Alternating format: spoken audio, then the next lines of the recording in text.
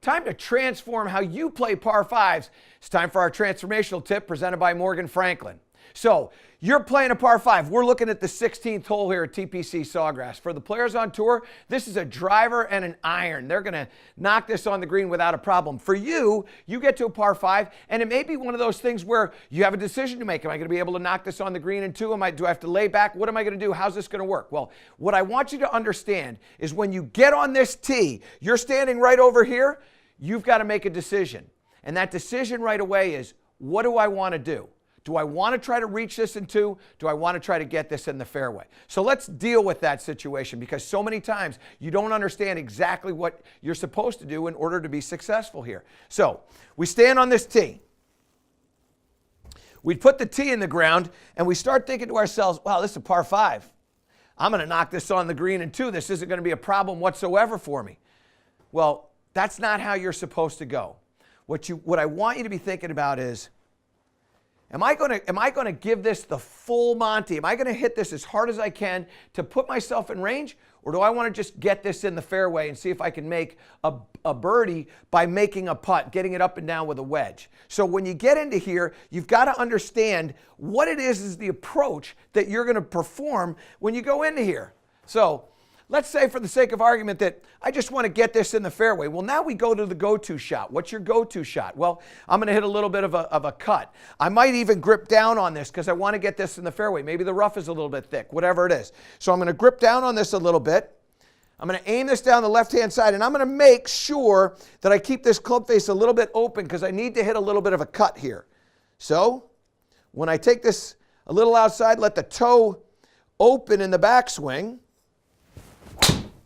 That's going to allow me to start this down the left-hand side and hit a little cut shot. And you can see I didn't hit this as hard as I want to hit it. What I did was I hit it into the fairway, which is exactly what I'm trying to do. So when we come up here to the screen, what you can see is that wasn't my max. My ball speed was 144 there. That ball landed 230 and got out to 246.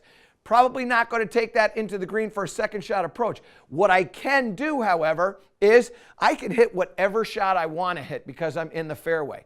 Now, what we want to do is we want to go back to the tee again, and I want to re-tee this, and what I want to do is I want to hit a shot where I'm going to give it a little bit more, a little extra hit. Now, when we start paying attention to what we're going to do to hit it a little bit harder, what are some of the things that I need you to pay attention to? Well, one, I've got to make sure that I'm getting a full coil. And we're going to talk about the importance of that to help with tempo when we talk about what we're doing on 17. But right here, what we're going to do is we're going to make sure we get that full coil. And then what I want to do is I want to make sure that as I'm coming through, I'm increasing my arm speed. I'm rotating my body, and I'm using the ground effectively. So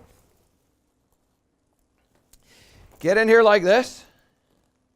And I'm a big fan of making a practice motion with intent, right? So when you get back here, we're going to get that full coil, and then we're going to start to feel that weight get into that lead leg and then really move those arms. And this is all about arm speed.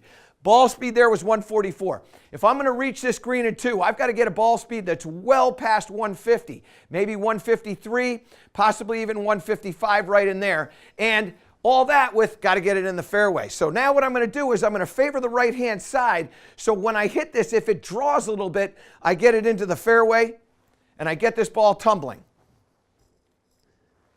Get set up like this. Get that lead shoulder just a little bit up into the air. That's going to help me create a little bit more of a coil. Now I need some arm speed. Good full coil and then some arm speed.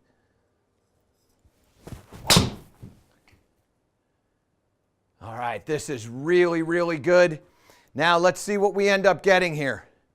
Ball gets hot in the fairway. Come on up here. Let's take a little peek at what we got there. So I put a little powwow into that one there, and I got that thing out to 271. That's obviously 30 yards past my little fairway finder. I also got that ball to turn a little bit to the left. 444 RPMs of left spin. What did that do? Got my ball speed up to 154. So now I'm in a situation where I've got to make a decision. Am I going to be able to go for this green in two? Am I going to lay back? What are the things that I'm going to do? What I can tell you is this: when you start playing these par fives, you've got to make a decision when you're on the tee of what is it that you're going to do. Am I going to get this into the fairway with my fairway finder and my go-to shot? Or am I going to hit this a little bit harder and give this a little bit of bang so that this ball is going out as far as I can?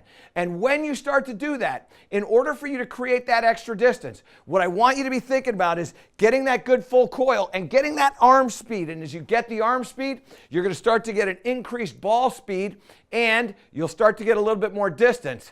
That is our transformational tip presented by Morgan Franklin.